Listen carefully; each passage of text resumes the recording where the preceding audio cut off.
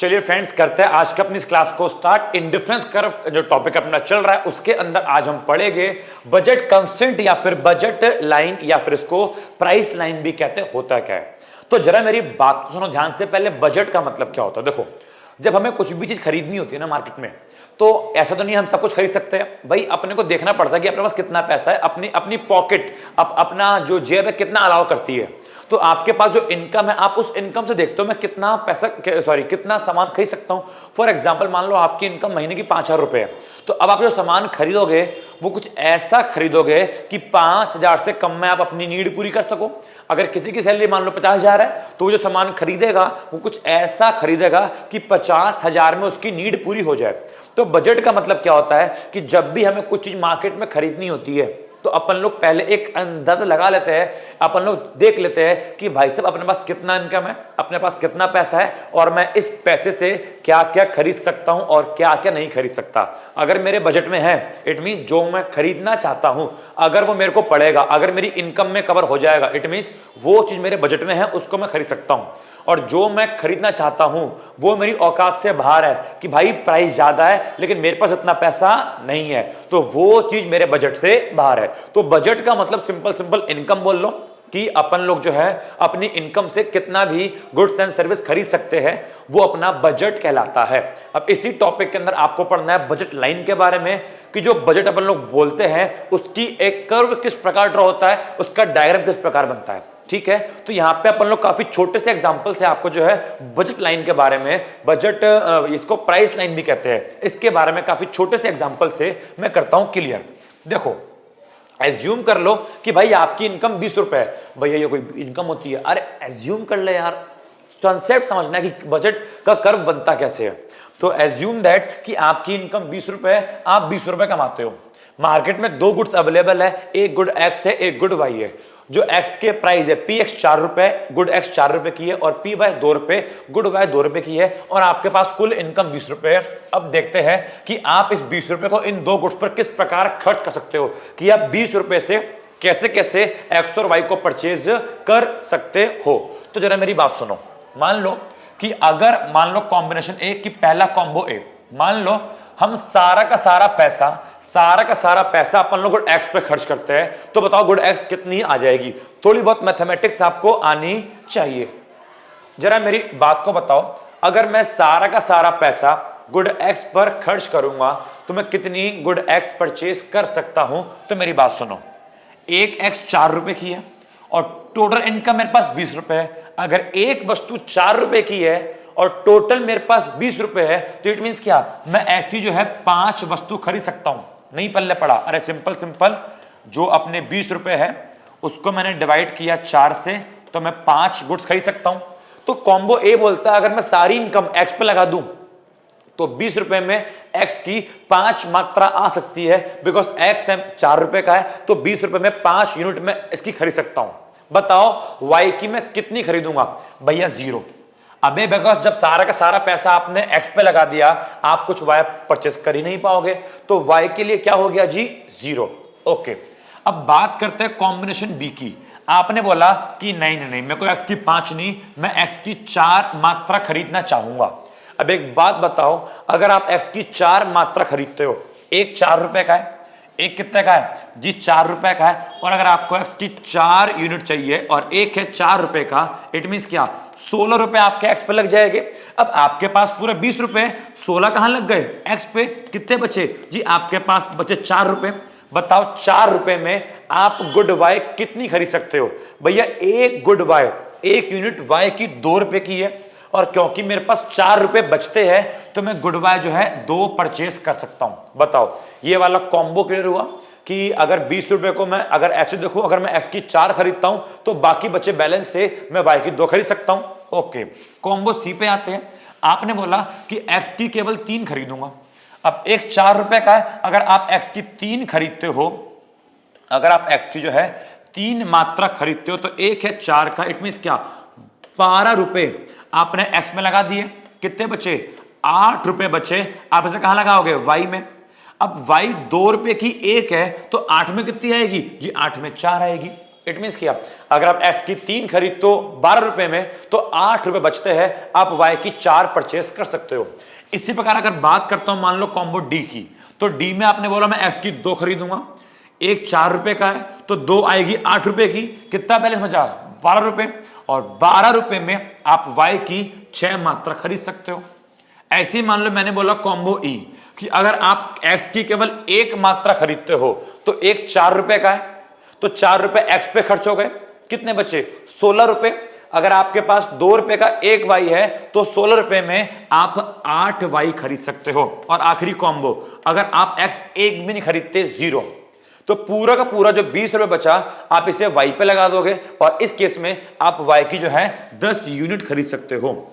तो आप अपने 20 रुपए को अगर x और y पे खर्च करोगे तो कुछ इस प्रकार के कॉम्बिनेशन निकल के आपके सामने आएंगे। होपफुली ये कॉम्बिनेशन कैसे आए आपको इतनी बात क्लियर हो गई होगी। ये सिंपल मैथमेटिक्स है, ठीक है, ये सिंपल मैथमेटिक्स है कि ये कॉम्बो कैसे बन के आए। चलो अब ये कॉम्बो बन के आ गए तो बस इन कॉम्बो से अब अपन लोग एक डायग्राम को ड्रॉ करते हैं, अपन लोग जो है बजट लाइन को ड्रॉ करते हैं। तो मान लो यहां पे लिखा मैंने गुड x और यहां पे लिखा मैंने गुड y। गुड x की बात करते हैं तो 5 तक गया तो 0, फिर यहां लिया मैंने 1, फिर 2, फिर 3, देन 4 एंड देन 5, ठीक है। और उसके बाद अगर बात करते हैं y की तो गया 10 तक, तो होपफुली गैप 2 का, ठीक है, 2, 4, 6, 8 और ये 10, ठीक है। चलो अब एक काम करते हैं, अब अपन लोग जो है डायग्राम को ड्रॉ करते हैं, ठीक है। चलिए तो जरा देखिए, अगर कॉम्बिनेशन ए x पे 5 y पे 0, तो कॉम्बिनेशन ए बोलता है x पे 5 y पे 0, यहां पे आ गया। कॉम्बिनेशन बी x पे 4 y पे 2, तो x पे 4 और y पे 2 यहां पे आ गया।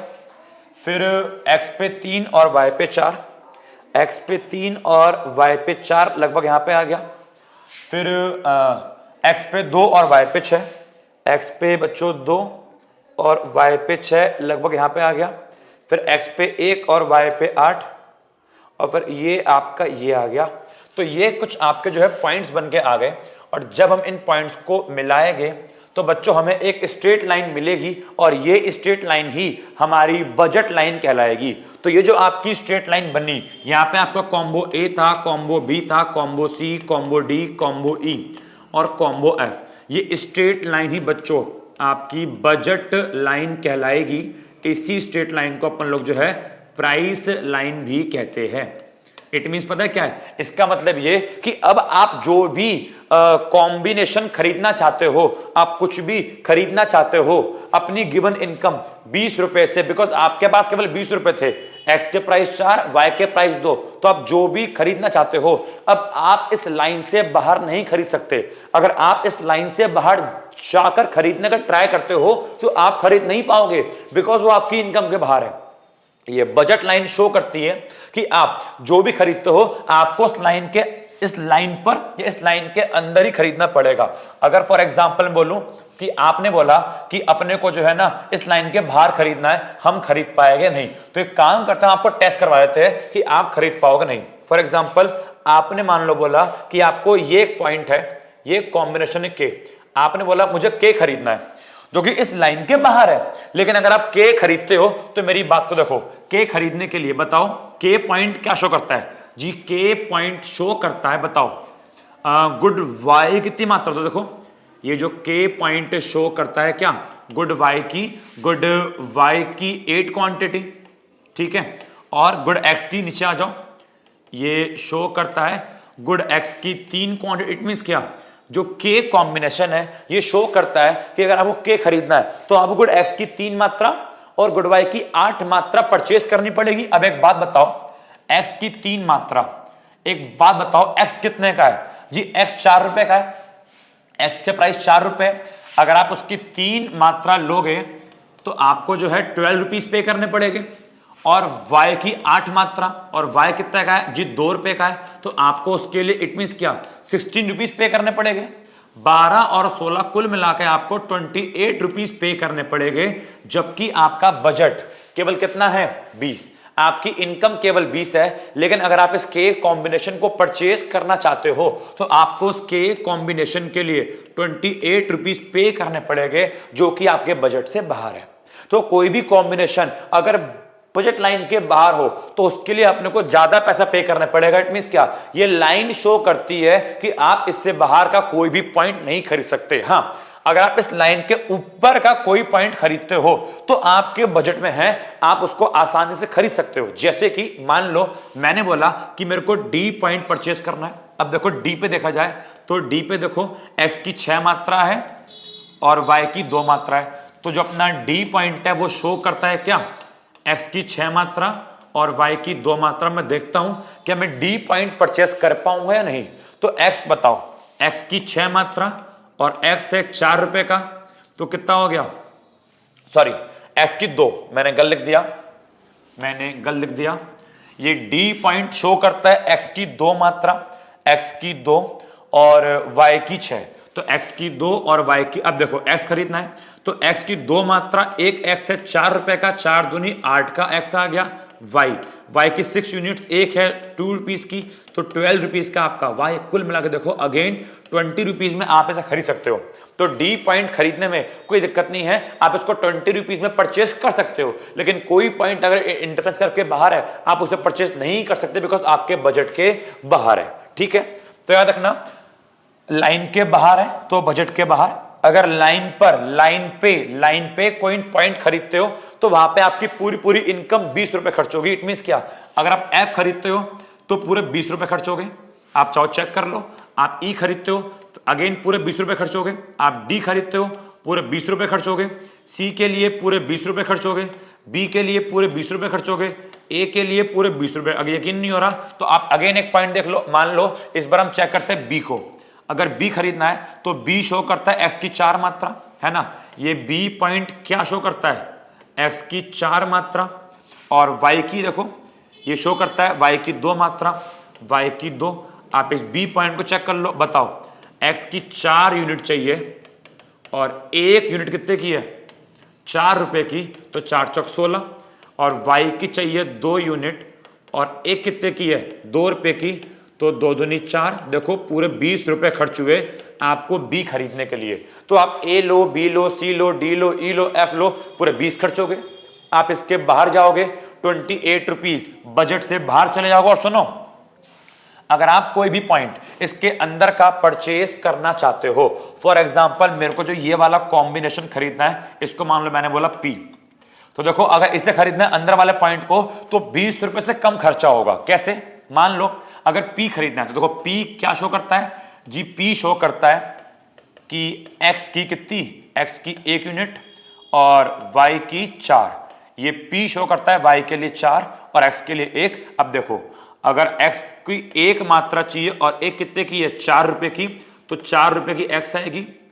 और वाई की 4 मात्रा चाहिए और एक कितने की है, 2 रुपए की, तो आपका 8 रुपए का वाई पड़ेगा। इट मींस क्या, 12 रुपीज में आप 12 रुपए में आप पी परचेस कर सकते हो।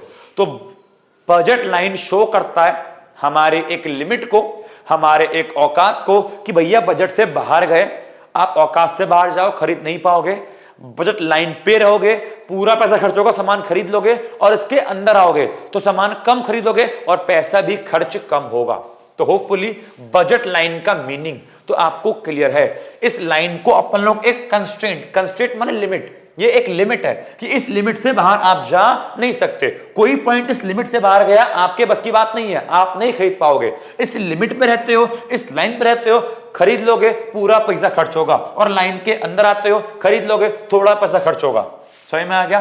तो ये था कि आपका बजट लाइन बनती कैसे है, ये थी उसकी टेबल, और ये थे, हाँ, बजट लाइन बनाने के लिए आपको इनकम और प्राइस का पता होना आवश्यक है कि इनकम कितनी है और उस गुड्स के जो है प्राइस कितने हैं। फिर आपको उनको आपस में डिस्ट्रीब्यूट करना है कि कैसे मैं एक्स और वाई को उसमें डिस्ट्रीब्यूट कर सकता हूं। चलिए तो जरा यहां पे आ जाइए, क्या लिखा है, बजट कंस्ट्रेंट। अब एक बार पढ़ लेते हैं ना, क्या लिखा है कि budget constraint refers to the limit on consumption combination या bundle that a consumer can afford with his given income। Budget constraint बताता है या बजट लाइन बताता है कि एक कंज्यूमर अपनी इनकम से कौन कौन से कॉम्बिनेशन को अफोर्ड कर सकता है। बजट कंस्ट्रेंट बताता है कि एक कंज्यूमर अपनी इनकम से कौन कौन से कॉम्बिनेशन को परचेज कर सकता है, और फिर इस चीज को अपन लोगों ने कि वो A B C D E F ये 6 कॉम्बिनेशन परचेज कर सकता है। इस चीज को अपन लोगों ने टेबल और डायग्राम से समझ लिया। ठीक है, हमने वही माना कि हमारी इनकम कितनी है, कंज्यूमर की इनकम 20 रुपए है। ठीक है, गुड एक्स के प्राइस मान लो 4 रुपए है और गुड वाई के प्राइस मान लो 2 रुपए। हमने ये बात जो है मानी।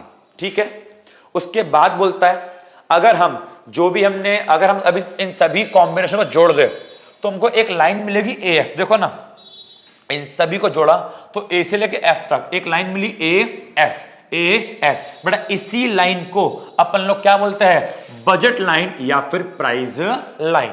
तो अल्टीमेटली इसका मीनिंग क्या बना, पेपर में अगर आया बजट लाइन का मीनिंग, तो मीनिंग क्या, तो मीनिंग बना कि a budget line is a line which shows all possible combination of two goods. ये दो गुड्स के पॉसिबल कॉम्बिनेशन कि भाई हम अपनी इनकम से कौन कौन से पॉसिबल कॉम्बिनेशन परचेज कर सकते हैं, किन किन कॉम्बिनेशन को परचेज कर पाना पॉसिबल है।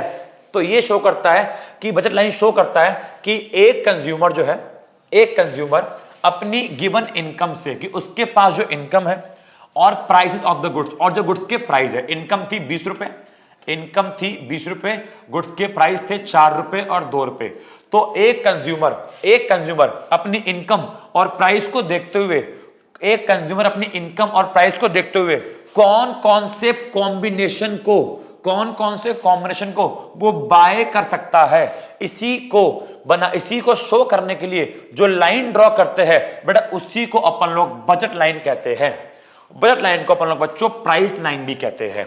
ठीक है, उसके बाद क्या बोलता है, slope of the budget line. Budget line का स्लोप क्या होता है, तो सुनो, यहां पे स्लोप का मतलब क्या है, लिखा है the slope of the budget constraint measure the rate at which the consumer can trade one good for the other. देखो इसका मतलब क्या है, यहां पे स्लोप शो करता है कि कंज्यूमर एक गुड को ट्रेड करने के लिए दूसरी गुड का कितना सेक्रीफाइस किया। जैसे कि यहां देखो अगर उसको एक्स की 2 यूनिट चाहिए, तो देखो x की 2 को लेने के लिए, अगर उसको y की 2 यूनिट चाहिए तो उसको x की 1 यूनिट का सेक्रीफाइस करना पड़ेगा 5 से 4। तो y की 2 के लिए x की 1 सेक्रीफाइस करी, फिर अगेन 2 से 4, अगर y की प्लस 2 और चाहिए तो 4 से 3 अगेन x की 1 सेक्रीफाइस करनी पड़ गई। तो इसी के रेशियो को अपन लोग क्या बोलते हैं, slope of the budget line. तो यहां पे लिखा हुआ तो है the slope of the budget line बताता है कि किस रेट पर हम ट्रेड करेंगे एक गुड्स को दूसरे के बदले। ठीक है, इसका फॉर्मूला क्या होता है, तो फॉर्मूला देखते हैं क्या लिखा है, the slope of budget constraint या budget line equals the relative price of two goods. Relative price of two goods का मतलब होता है दोनों प्राइस का रेशियो। ठीक है, relative price of two goods मतलब क्या होता है, the price of one good compared to the price of other good. It means price of one good px upon में price of second good py is equal to slope of budget line. तो budget line का slope क्या होता है, px upon में py। अपने example में px क्या था 4 रुपए और py क्या था 2 रुपए।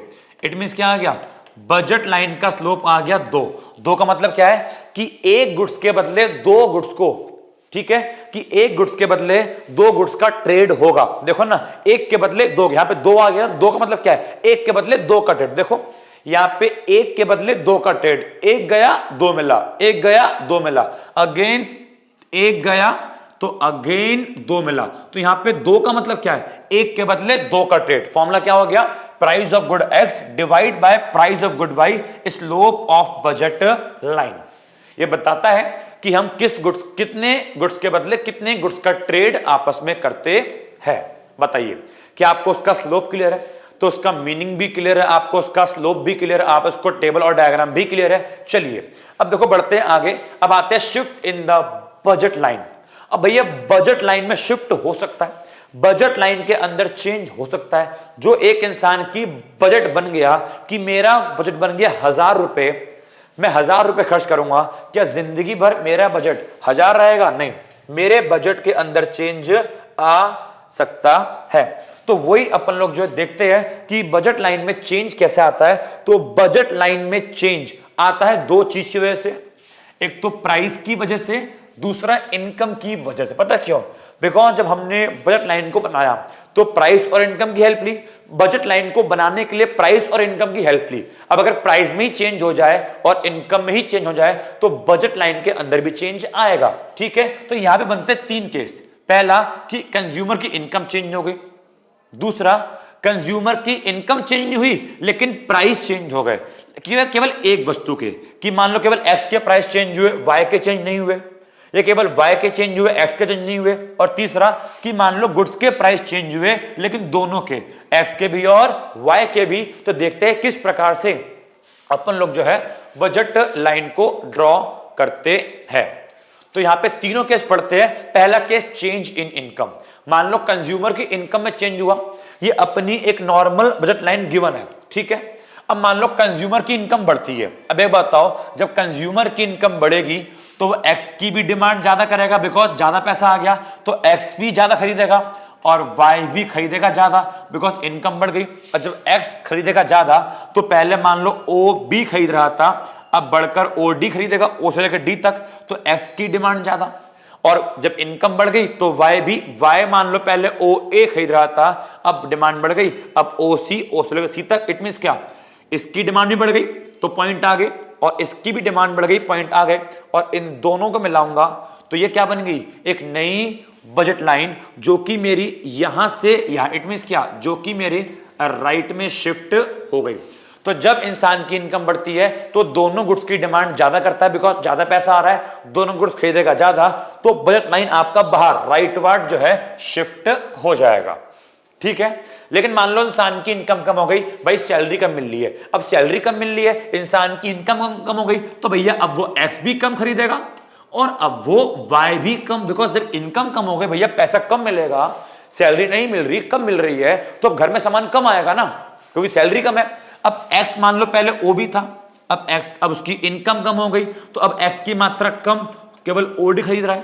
वाई की डिमांड पहले ओ ए थी, अब भैया इनकम कम हो गई तो अब वस्तु एक्स भी कम खरीदेगा और वस्तु वाई भी कम, ओ सी खरीद रहा है। अब जब इन दोनों पॉइंट्स को मिलाया तो ये बना नई बजट लाइन, जो कि इस बार अंदर की ओर बोले तो, जो कि इस बार हमारी जो है लेफ्टवर्ड शिफ्ट हुई, इस बार हमारी लाइन जो है लेफ्ट में शिफ्ट हुई। तो इट मींस अगर इंसान की इनकम बढ़ेगी तो वो दोनों गुड्स की डिमांड ज्यादा करेगा, दोनों गुड्स की परचेस ज्यादा करेगा, राइट में शिफ्ट हो गया। और इनकम कम हुई तो दोनों गुड्स की परचेस कम करेगा, अंदर की ओर जो है कर्व शिफ्ट हो जाएगा। तो ये आपका पहला केस खत्म, चेंज इन इनकम। ओके, तो यहां पे लिखा है शिफ्ट लेफ्टवर्ड। चलो अब देखो आगे, change in the price of one good. अब इनकम की बात नहीं हो रही, अब बात हो रही है प्राइस की। और आपको पता है, आपने पढ़ रखा होगा कि प्राइस और क्वांटिटी के बीच में एक नेगेटिव संबंध है। कैसे? अगर गुड्स के प्राइस बढ़ते हैं, हम उसकी डिमांड, मात्रा कम, भाई महंगी हो गई, कम खरीदूंगा, और गुड्स के प्राइस कम होते हैं, हम उसे खरीदते हैं ज्यादा, कि भाई सस्ती हो गई, अब मैं ज्यादा खरीदूंगा। इस बात पे यहाँ पे ध्यान रखना कि प्राइस और डिमांड के बीच एक नेगेटिव संबंध है। अब price of only good exchange, मैं मान रहा हूं केवल एक्स के प्राइस में चेंज हुआ, केवल एक्स के प्राइस में चेंज हुआ, इट मींस क्या? वाई के प्राइस में नो चेंज, केवल एक्स के प्राइस में चेंज हुआ। अब मान लो प्राइस बढ़ गए, अब एक बात बताओ, अगर एक्स के प्राइस बढ़ जाएंगे, अगर एक्स के प्राइस बढ़ जाएंगे तो मात्रा कम, इट मींस मान लो अगर पहले ओ, ये आपका ओ है, मान लो पहले ओ भी खरीदता था, अगर एक्स के प्राइस बढ़ जाएंगे तो प्राइस के बढ़ने पे अब भाई वस्तु महंगी मिलेगी तो अपन लोग कम खरीदेगा ना, भाई प्राइस बढ़ गए, महंगी मिली, कम खरीदेंगे, तो आपका पॉइंट कहां आएगा? मान लो ओ सी अंदर की ओर आ गया। क्या वाई के प्राइस में चेंज हुआ? नहीं, केवल एक्स के प्राइस में चेंज हुआ, वाई के प्राइस सेम। जब वाई के प्राइस सेम है तो वाई की मात्रा में कोई फर्क नहीं पड़ेगा, तो वो वाला पॉइंट वही रहेगा। लेकिन ये वाला पॉइंट अंदर की ओर आ गया, बिकॉज वस्तु एक्स महंगी हो गई, अपन लोग कम खरीदेंगे, तो इसको मैं इससे मिलाऊंगा, जी ये बन गई नई बजट लाइन, जो कि इस बार अंदर की ओर शिफ्ट हुई। अब इसको लेफ्टवर्ड नहीं बोलते, जब दोनों साइड से शिफ्ट हो तो लेफ्टवर्ड या राइटवर्ड, लेकिन एक साइड से शिफ्ट हो तो उसको बोलते हैं रोटेट। क्या बोलते हैं इसको? रोटेट। तो बजट लाइन रोटेट हो गई, घूम गई लेफ्ट की ओर, ये क्या है लेफ्ट साइड है, तो लेफ्ट की ओर रोटेट हो गया क्या बजट लाइन। ठीक है। सेकंड केस, अगर मान लो एक्स के प्राइस घट गए, अब एक्स के प्राइस घट गए, अगर प्राइस कम तो एक्स की मात्रा ज्यादा खरीदेंगे, सस्ता मिल रहा है। अब एक्स के प्राइस कम हो गए तो अब मान लो वही कि ए बी क्या है हमारी, ए बी क्या है ओरिजिनल बजट लाइन कि अभी मैं ए बी पे हूं, अब एक्स के प्राइस कम हो गए तो मैं एक्स खरीदूंगा ज्यादा, और अगर मैं एक्स लूंगा ज्यादा तो पॉइंट आएगा बाहर की ओर डी, वाई के प्राइस में नो चेंज, वो पॉइंट रहेगा वहीं पे। तो ये क्या बन गई हमारी न्यू बजट लाइन। और इस बार क्या हुआ, जो हमारा बजट लाइन है वो रोटेट हुआ राइट में इस साइड। बताओ, तो केवल अगर x के प्राइस में चेंज होगा तो केवल x वाली एक्सिस पे ही फर्क पड़ेगा, y वाली एक्सिस पे कोई फर्क नहीं पड़ेगा। लेकिन अगर मान लो गुड y के प्राइस में चेंज हुआ, अगर y के प्राइस बढ़ गए, x के प्राइस सेम, x के प्राइस में कोई भी फर्क नहीं पड़ा। मान लो अगर जो है y के प्राइस बढ़ गए, तो देखो मान लो यहां पे लिखा मैंने अपना a, यहां लिखा मैंने b, इस बार b पॉइंट सेम रहेगा। अब अगर y के प्राइस बढ़ गए तो लोग कम खरीदेंगे, भाई प्राइस बढ़ गए डिमांड कम, तो y की डिमांड कम जी नीचे आ गई मान लो c पे, लेकिन x के प्राइस में नो चेंज, तो कुछ इस प्रकार से क्या बनेगी आपकी बजट लाइन। इसको बोलूंगा अगेन रोटेट हुआ, लेकिन इस बार क्या हुआ डाउनवर्ड नीचे की ओर। लेकिन मान लो y के प्राइस कम हो गए, अब जब प्राइस कम हो गए लोग खरीदेंगे ज्यादा, तो पहले मैं ए बी पे था, प्राइस कम, अब डिमांड ज्यादा, यहां पे मैं y की डिमांड बढ़ा दी, x में नो चेंज तो x का पॉइंट वहीं पर रहेगा, बिकॉज ना x के प्राइस बढ़े ना घटे तो पॉइंट वहीं पर रहेगा। y के प्राइस घट गए, उसकी डिमांड ज्यादा, पॉइंट ऊपर पहुंच गया। और ये क्या बन जाएगा, ये बन जाएगा नया डिमांड कर्व, यहां पे ऊपर की ओर रोटेट हुआ क्या अपवर्ड रोटेट हुआ हमारा बजट लाइन। समझ में आ गया। चलिए, तो यहां पे आपका जो है अगर केवल x में चेंज होगा तो ये सिनेरियो, और केवल y में चेंज होगा तो ये। ओके, अब जरा बात करते हैं आगे, change in the price of both goods. अब दोनों गुड्स के प्राइस में चेंज हो रहा है एक साथ, कि दोनों गुड्स के प्राइस बढ़े और दोनों गुड्स के प्राइस कम हुए। मतलब ये कि मान लो इस बार x के भी प्राइस बढ़े, px भी बढ़ा, और py y के प्राइस बढ़े। अब बताओ, अगर x के प्राइस बढ़ेंगे तो x की डिमांड कम, और y के प्राइस बढ़ेंगे तो y की भी डिमांड कम, तो x भी अंदर y भी, और इनको मिलाऊंगा तो इस बार जो बजट लाइन है इस बार हमारी अंदर की ओर बोले तो लेफ्ट वर्ड। अब देखो यहां पे दोनों साइड से हुआ, यहां से भी और यहां, तो क्या बोलूंगा उसको मैं शिफ्ट लेफ्ट वर्ड। अगर दोनों के प्राइस बढ़ जाएंगे तो दोनों की डिमांड कम, अंदर की ओर क्या हो गई बजट लाइन शिफ्ट हो गई। और इस वाले केस में अगर दोनों के प्राइस कम, x के प्राइस भी कम तो x की डिमांड ज्यादा, और y के प्राइस कम तो y की डिमांड ज्यादा। तो x की डिमांड ज्यादा जी पॉइंट आएगा बाहर की ओर, y की डिमांड ज्यादा जी पॉइंट आएगा ऊपर की ओर। दोनों को मिलाओ जी, ये इस साइड चला गया जी, इस बार चला गया राइट में। तो क्या होगा, अगर दोनों के प्राइस कम हो गए तो बजट लाइन बाहर की ओर जाएगा जी, शिफ्ट राइटवर्ड। तो होपफुली आपको बजट लाइन के अंदर शिफ्ट भी समझ में आ गया। पेपर में एक्चुअली ये शिफ्ट ऐसे नहीं पूछेगा, अब जो मैं आगे पढ़ाऊंगा एक दो क्लास में, ये शिफ्ट वहां पे काम आएगा। तो ये शिफ्ट कुछ, ये शिफ्ट बेसिक है, आपके आगे आने वाले टॉपिक के जो मैं आगे पढ़ाऊंगा एग्जाम में वो आएगा। ये नहीं आएगा कि बजट लाइन में शिफ्ट कैसे होता है क्या होता है, ये तो बेसिक है आगे आने वाले टॉपिक को समझने के लिए। समझ में आ गया। तो हमने शिफ्ट भी पढ़ लिया और शिफ्ट के साथ साथ बजट लाइन का मीनिंग भी पढ़ लिया, और उसका अपन लोगों ने टेबल और डायग्राम भी देख लिया। होपफुली आपको ये वाला टॉपिक समझ में आ गया होगा। ठीक है, तो चलिए आज के लिए इतना काफी है, मिलेंगे नेक्स्ट क्लास में अपन लोग एक नए टॉपिक के साथ। Thank you so much, bye bye, God bless you, take care.